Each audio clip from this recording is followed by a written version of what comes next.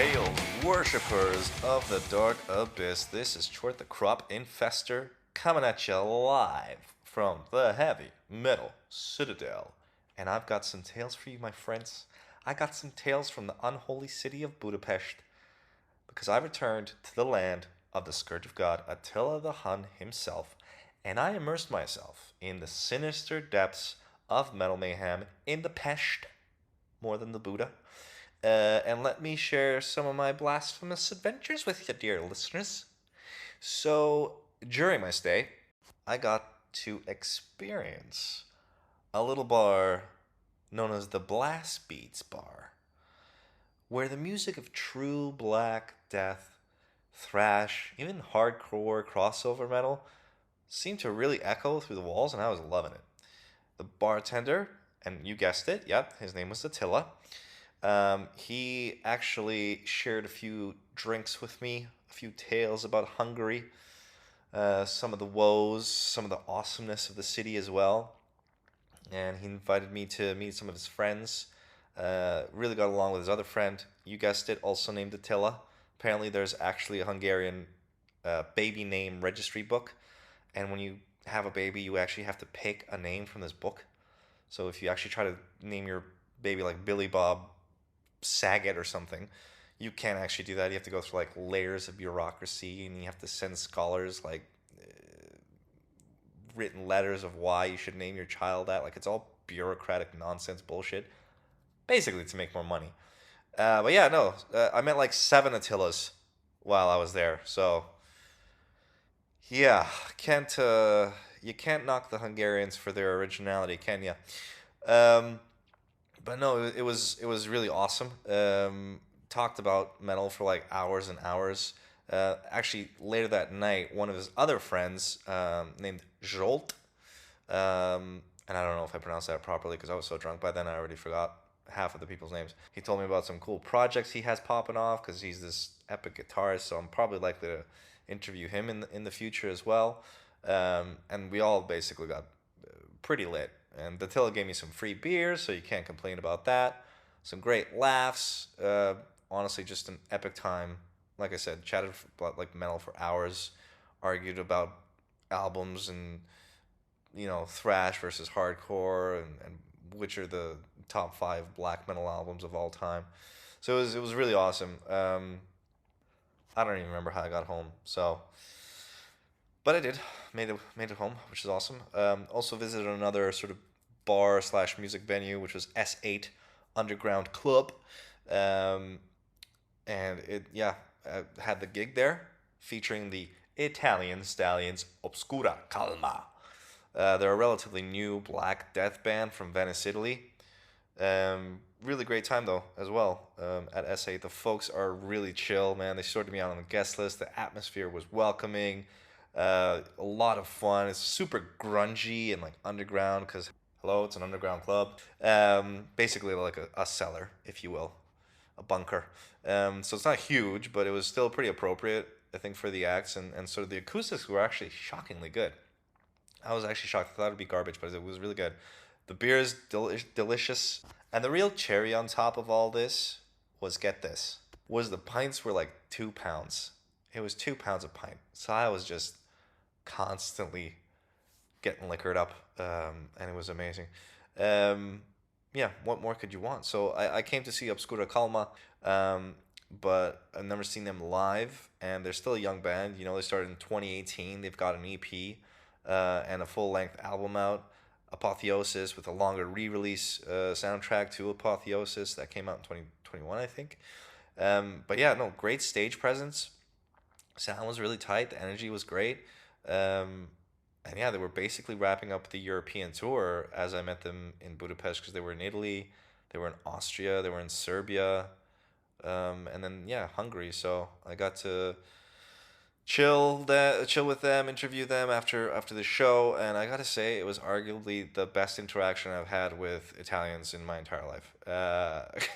I bonded with the bassist over our love for IPAs.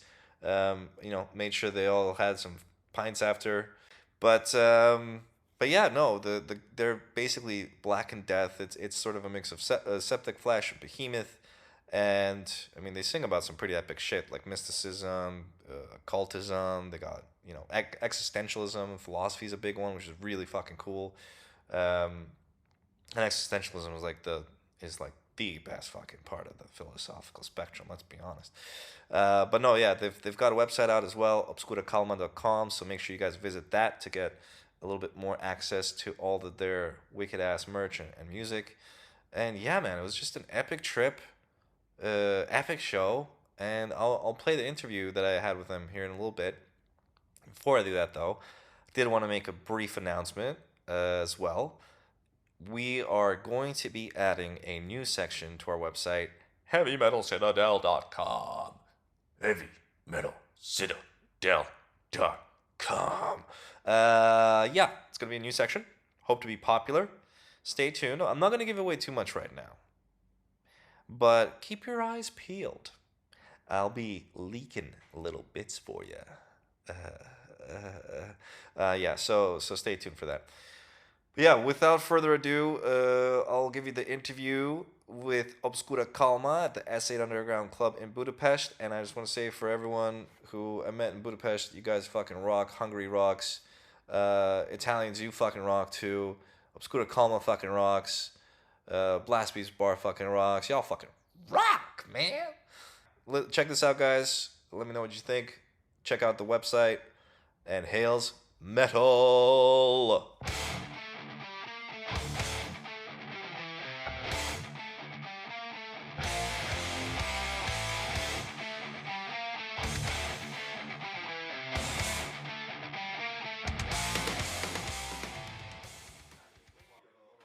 Test. Oh, yeah, this is good, man. Okay, fucking hell. I had way too many beers.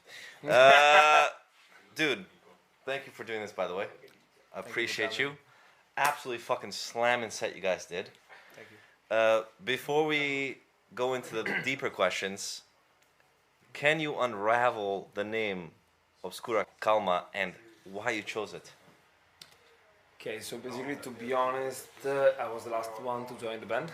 So the name Last one? Yeah, so the name was already there, but the meaning behind it is, some kind of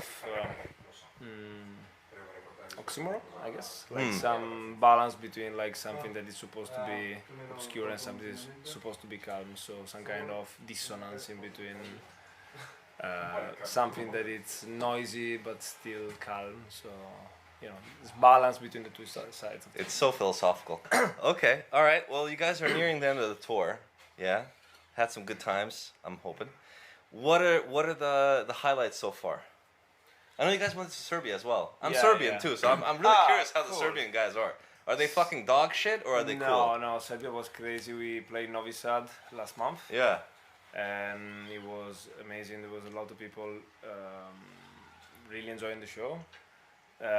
One of the highlights, probably some dude coming to the show, like asking us what time we were on because he was supposed to come back to the hotel by taxi. He came by taxi from another city and he was supposed to be back. So there was people actually that found us online, listened to the songs. But also in Zrenjanin. Yeah, also we played Zrenjanin, so we played two cities and there were people that actually checked our stuff, knew the songs, knew the video, the name of the stuff, so they went a bit deeper into the questions instead of just coming to the show and they were like, oh, how much did you pay for the video, because it's cool, so stuff like that. So they were really into that, they came for us, so that was absolutely an highlight for us. Wow, okay. So for people who haven't been to your show, what can they expect? What can they expect from Obscura Qalma's show? Well, we try to put on a show. So as you can see, we use costumes, makeup, we use orchestral composition that our singer arranges. So we try to put on a show that it's entertaining, at least. And what can you expect? Well, a bit of energy, I would say. I'll say. A fucking lot of energy. And we try also to mix high volumes, and we try to mix in between old stuff and new stuff. We have some new on the way, so in the future you should also expect something new. Okay. A little sneak peek. We'll get to that later. Yeah. So in terms of the design, the look, the stage show, in terms of forming it, was it very individualistic? Like, I'm going to do this, I'm going to do this, or was it more like a group? It's like we have to come together, and this is how we're going to look. Well, for a start, when you say philosophical, it was not very far from the truth because the band was born actually around the concept of solipsism. So there is philosophy behind the lyrics. There is philosophy behind a lot of things around the band. We basically decided all together before when we switched from the EP to the album. Unfortunately, we were stuck by COVID, so we were supposed to go on tour 3 years ago to promote the album, but that's fine.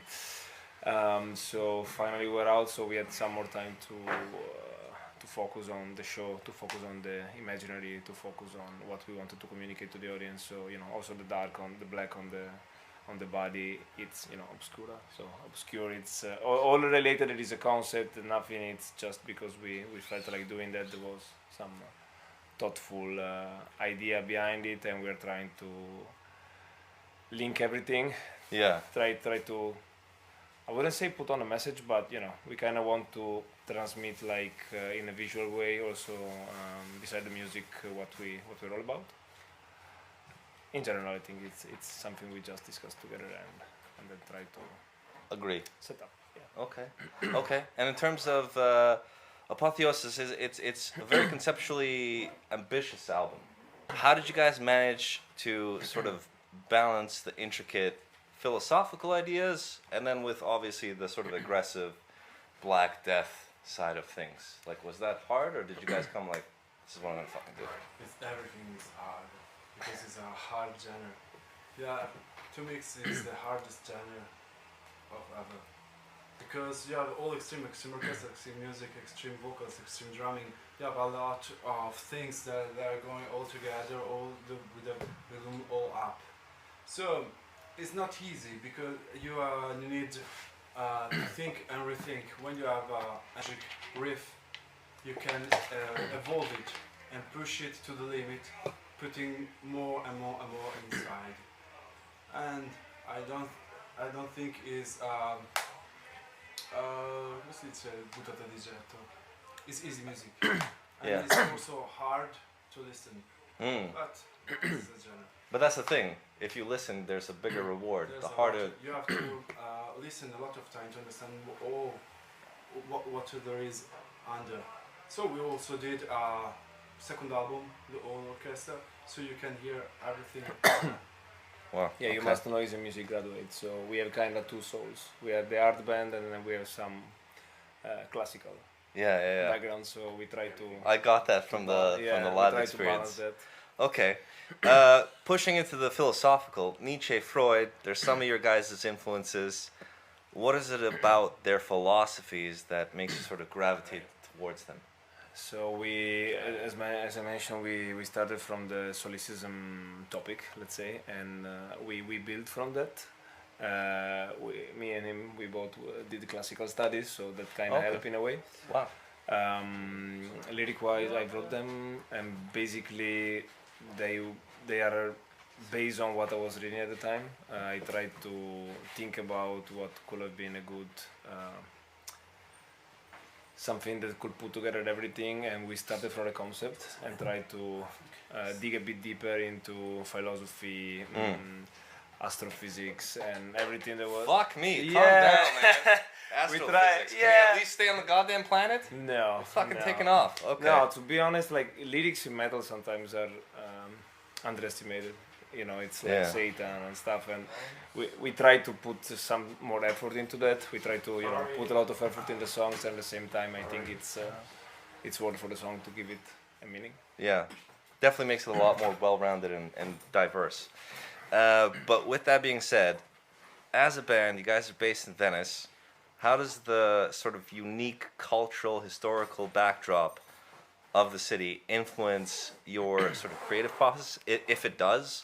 And the sort of atmosphere of your music, please. Like, or if you don't like Venice, I don't know. Maybe you love your city, maybe you don't. he doesn't even live in Venice. You have to know. Oh shit! Okay. Whoopsies.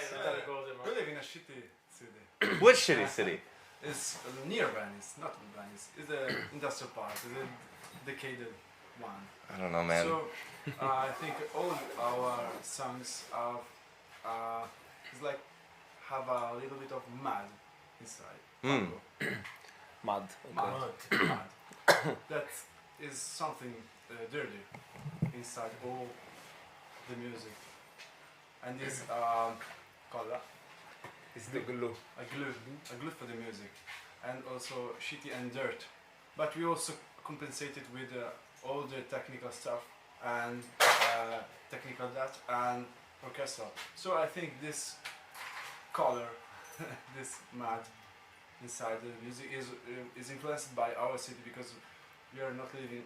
We are living in a good city, very near Venice, and Venice is a nice city. Tell me. But it's also very dirty. You have a lot of bad smell. I know. I know. I think, It's beautiful, but it smells. It represents the city. Yeah. Okay. Okay. Wow. Fair enough. So with that being said, your epic sound. If you had an ideal way to open up the band on stage, and I'm saying like money's no object. We got like fucking Iron Maiden, Metallica money. What the fuck are you guys doing? Are we doing pyrotechnics? Are we hanging people upside down? Are we doing like bloody crosses? What are we doing? Dai, Clisce. Orchestra. Orchestra. Live orchestra. Live orchestra and chicks. Wow, there's a lot of good ideas. There's a lot of good ideas. Just hang the orchestra and let them play hanged. I like that, and then also chicks. Double Naked chicks. drummer. Yeah. Okay. I know. I think we can, if we can do everything. I think we could think about something that go to the public. Not also the sound, but also wind and cold for each music. So all the people can feel what the song is by itself, and not only with the ears. I think with all the money also I can do this. LSD for everyone. Gimmicks. TNT, not the mix. Oh fuck, that would be the best. Everybody would fucking love you guys. Yes. Even if they don't like metal, they would come to the fucking show. Why Metallica don't do it?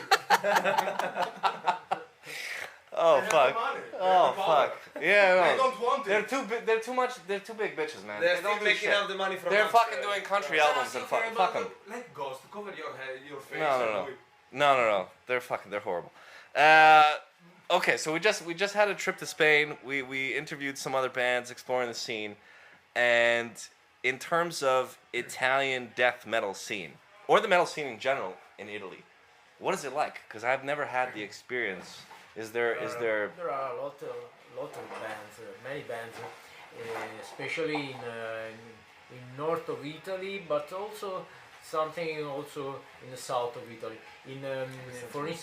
For instance, in not the death metal, but black metal, there is a scene in Sicily, that is of course the island of south of Italy, in which there are a crew that creates a lot of bands that are famous in the underground of black and death metal in Italy. Not a lot in north of Italy, but in south of Italy is very famous in the underground. It's not a mainstream crew, but in the rest of Italy there are many bands that plays good stuff. Okay, so wait, which part of Italy, north or south, is the rich part? The rich part. The rich part, because I know the north and the south fucking hate each Let's other. Valerio talk about it. The north is north of Italy, the rich part. Okay, so I was gonna say, I would imagine the south has more black metal because of that reason, because they're all rich and And that's bougie. why he comes from there. Yes, but in Italy we have a lot of the scene is very growing in black metal and in hardcore. So when you mix them up, you just add a little bit of hardcore of death metal, and then you can exponentially grow. There are a couple of bands that I'm seeing growing that I'm really enjoying. Wow. They are mixing very good. And they're becoming popular. They're becoming. Popular. They're famous. They're. You can feel that they are trying to do something that they want. They are not try hard. Yeah. It's the black metal scene is especially famous for its elitism, and if you mix it with an open genre like hardcore, you have a lot of space. In Venice we have a great something that they didn't speak of, and it's one of my influence as a drummer, the hardcore scene. We are trying to push just a little bit down that way, but you have black metal, death metal, orchestral. You have a lot of some electronics. If you want to put, at a certain point. if you want to put also hardcore, it comes such a everything. You want to do every genre. Oh fuck. Okay. I mean that's pretty Italian. You want everything. I love it. Okay. A few more questions, but before we do that, quick fire round. Okay. So I'm gonna ask you one or the other. You have to pick between two choices. Okay. Between two choices. Here we go. Two choices. I'll shout them out. You say which one you prefer. Okay. Septic Flesh or Behemoth. You can only pick one. Behemoth. I applaud that. Fuck Fatto yeah. veloce però. Okay. Senti Flash o Behemoth. Flash are cool, but it's a little bit One or the other. Too long. Shut up. Yeah. Behemoth. Quick. Okay. Aleister Crowley or Rasputin? Alistair Crowley. Nietzsche or Sartre? I will say Nietzsche. Start the next album. Yeah, Sartre. This is sorry. These are really stupid questions. I wrote them when I was drunk. Pesto or Alfredo? Alfredo is not the kind of pasta. I knew you were. See, this is why I put it in there because I knew you guys would be triggered. So pesto. Okay, Freddy Krueger or Jason? Jason Voorhees. Freddy Krueger. Freddy Krueger or Jason? Jason Voorhees or Freddy Krueger? Freddy Krueger. Freddy Krueger. Okay, I like this too. Jackson or Ibanez? Jackson or Ibanez? Jackson. Okay, very classy. Mountains or beaches? Mountain. Beaches which ones? The boobs or Dante or Dostoevsky? Dante Italiano. Sono italiano. Did you say Dante or Dostoevsky? What did he say? Cosa hai detto?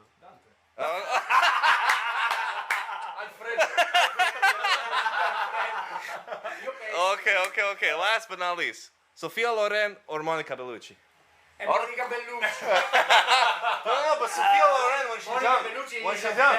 is a bad actress. No, but Really bad. I didn't say acting. It was pretty fast. Dai, Monica Bellucci. Okay, all right. A few more questions. What can we expect next from you guys? I want some exclusive stuff. We have a gig tomorrow. After that, we're gonna be home for a bit.